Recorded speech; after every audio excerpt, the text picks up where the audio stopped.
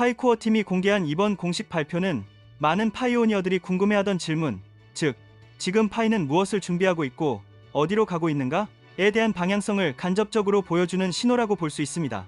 특히 CID 게임스와의 협력은 단순한 게임 제휴가 아니라 익숙한 게임 경험 위에 디지털 경제를 덧입히려는 파이의 시도가 구체적인 형태를 갖추기 시작했다는 상징적인 출발점입니다. 이번 발표에서 가장 눈에 띄는 지점은 파이가 게임 분야를 실사용 확장의 거점으로 선택했다는 점입니다. 게임은 이미 전 세계 수많은 이용자들이 자연스럽게 참여하고 머무는 공간입니다. 이 안에 결제와 보상 구조를 파이로 엮어 넣는다면 이용자들은 별도의 학습 없이도 파이를 접하고 사용할 수 있습니다. 코어팀은 파이를 단순한 디지털 자산이 아니라 실제 생활 속에서 쓰이고 순환하는 도구로 만들고자 하고 있으며 게임은 이를 실험하기에 가장 적합한 무대라는 판단을 내린 것으로 보입니다. 웹3 흐름과 결합될 때 게임은 단순한 오락이 아니라 생태계 확장의 실험장이 됩니다. 파이는 바로 이 지점을 노리고 있습니다. 탈중앙적 구조 속에서 이용자 참여가 네트워크 성장으로 바로 연결되는 구조를 많은 사람들이 이미 익숙한 게임 환경 안에서 시험해 보려는 것입니다. 이번 협력은 겉으로 보기에는 하나의 파트너십에 불과하지만 그 안에는 플레이가 곧 기여가 되는 순환 구조를 만들려는 설계가 담겨 있습니다. 코어팀이 주목하는 핵심은 게임 속에서 결제와 참여 보상을 하나의 흐름으로 묶어내는 것입니다. 이용자가 게임을 즐기며 자연스럽게 파이로 결제하고 특정 행동에 대한 보상을 파이로 받는다면 그 순간 파이는 단순히 가격으로만 평가되는 토큰이 아니라 행동과 경험에 연결된 가치가 됩니다. 이렇게 쌓인 기록과 상호작용은 네트워크가 성장하는 원동력이 되고 이용자는 자신이 남긴 발자취만큼 생태계에 기여하게 됩니다. 이런 관점에서 보면 이번 협력은 감정적 기대를 자극하는 이벤트 이상의 구조적 의미를 가지고 있습니다. 코어팀은 기술을 전면에 내세우기보다 사람들이 이미 즐기고 있는 활동 속으로 파이를 조용히 그러나 깊게 스며들게 하려 합니다. 반복 방문이 자연스러운 게임 공간은 새로운 보상 구조를 시험하기에 이상적인 환경이며 파이는 여기서 소비로 끝나는 참여를 기여로 전환되는 참여로 바꾸려 하고 있습니다.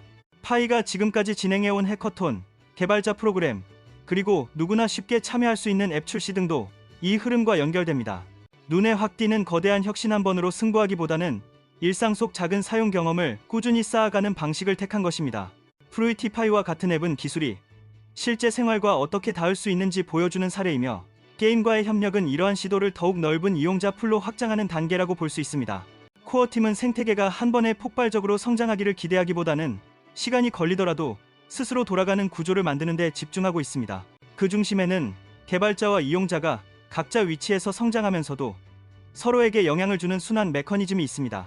파이 네트워크 벤처스는 초기 단계의 팀들이 필요한 자원을 확보할 수 있도록 돕고 동시에 생태계가 한 방향이 아닌 여러 방향으로 뻗어나가도록 설계된 장치입니다. 이 구조의 특징은 모든 것을 중앙에서 통제하는 대신 여러 주체가 각자의 속도와 방식으로 실험을 이어갈 수 있게 한다는 점입니다.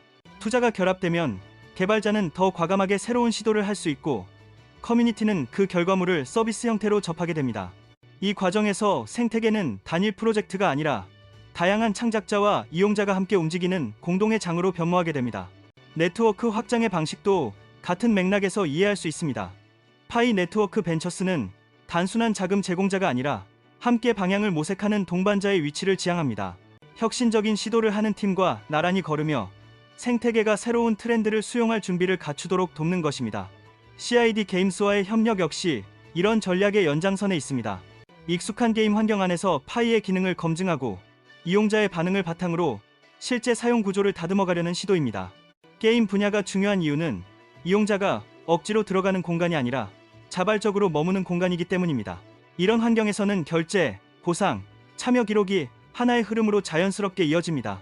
파이는 이 구조 안에 자신을 녹여 넣음으로써 기술을 억지로 설명하지 않고도 체감하게 만드는 방식을 택하고 있습니다.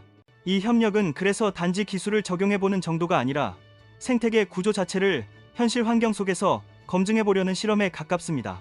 CIDI 게임스는 지속적으로 새로운 게임을 개발해온 팀으로 콘텐츠 제작 역량이 검증된 회사입니다. 코어팀이 이들과 손을 잡은 이유는 단순히 기능을 얻기 위함이 아니라 완성도 높은 경험 속에서 파이의 가치를 자연스럽게 드러내기 위해서라고 볼 수 있습니다. 이용자는 게임을 즐기면서 보상 구조를 체감하고 개발자는 이러한 데이터를 바탕으로 더 나은 서비스를 설계할 수 있습니다. 이는 결국 파이 생태계 전체의 완성도를 끌어올리는 선순환으로 이어질 가능성이 큽니다.